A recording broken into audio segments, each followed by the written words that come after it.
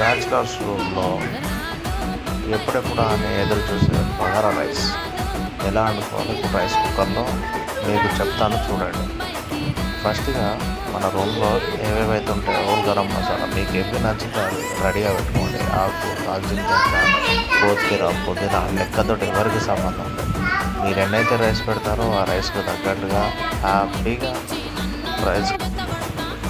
దాని తర్వాత ఉల్లిగడ్డ, ఎల్లిపాయలు, పచ్చిమిర్చి కోసి రెడీగా ఉంచుకొని వెంటనే ఆయిల్ వేడాక అందులో అన్నీ వేసి హోల్ గరం మసాలా మొత్తం వేడయ్యాక దాని తర్వాత ఉల్లిగడ్డ, పచ్చిమిర్చి వేసి కలిపి క్యారెట్ ఉంటే క్యారెట్ కూడా వేసి కలిపి దాని తర్వాత మీరు ఏవైతే నానబెట్టుకొని ఉంటారో ఆ రైస్ని అందులో ఉంచేస్తే దాని తర్వాత మూత పెట్టేసుకుంటే ఆటో కట్ ఆఫ్ అయిపోతుంది. దానికి తగిన ఒక గ్లాసుకి 2 గ్లాసుల వాటర్ వేసేసుకోండి. గుమగుమలాడే బగారా రైస్ రెడీ అయిపోయి మన ముందు ఉంటుంది. Thank you friends. వీడియో నచ్చితే లైక్ అండ్